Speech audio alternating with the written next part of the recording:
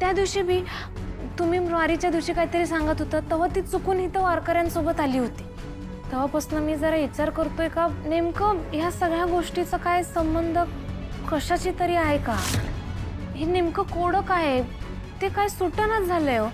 म्हणजे कुणाचा तरी कशाशी तरी नेमका काहीतरी संबंध आहे असं वाटतंय मला बघा. काय गे भिकारडे, काय कुणाशी आणि कसले संबंध लावत होतीस तू? आणि माझ्या दादाशी काय बोलत होतीस? काय म्हणजे तो तुझे काही विचारतेस त्याच्यावर तो काही बोलतोय का हे बघत होतीस? का हो म्हणजे आजोबा काय बोलायला लागलं आणि त्यांनी कुणाचं नाव घेतलं त्याची भीती आहे काय तुम्हाला? भीती? मला कशाला कोणाची भीती? त्याच्या मी कशाला कोणाला घाबरू? हे घर आहे ना माझं आहे, कळलं? हा माझं घर नुसतं माझं घर म्हणून चालत नाही. घरातली माणसं जपायला लागतं, कर्तव्य पार पाडायला लागतं, जबाबदारी घ्यायला लागते, तेव्हा म्हणायचं असतंय माझं घर. आता तू मला शिकवणार माझी कर्तव्य काय, माझ्या जबाबदाऱ्या काय हे तू शिकवणार? नाही नाही त्याचं कसं आहे माहित आहे का? हे कुणाला सांगायला लागतंय? ज्यांनी आधी जबाबदाऱ्या घेतलेल्या नसतात त्यासनी जरा समजून सांगायला लागतंय, होय की नाही आजोबा? होय ग पोरी, तूच यांना पुरून उरणार.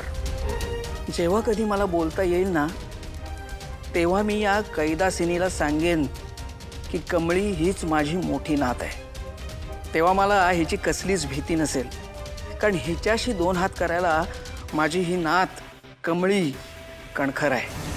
काय ग आज नुसतं तोंड सुटलंय तुझं?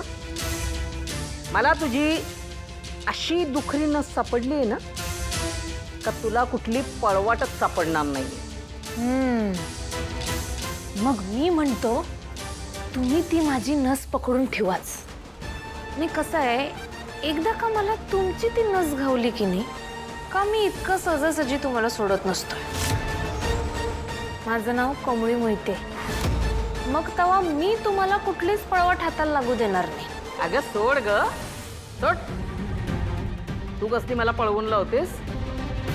तू जा, कळलं ना? मी कुठंच जाणार नाही.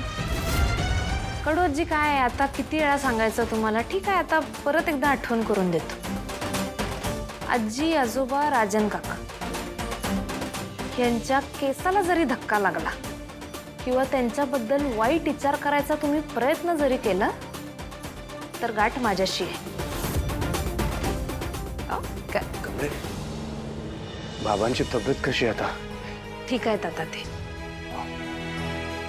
काका तुम्ही नका टेन्शन घेऊ, खरंच ते ठीक आहेत. बरं चला, कबड्डी कोचची नवीन नोकरी आहे की नाही माझी, मला आता तिकडे जायला लागेल. बरं जा, पण अधूनमधून येत जा घरी. काळजी घ्या आजोबांची. आजोबा काळजी घ्या, येतो. बाय.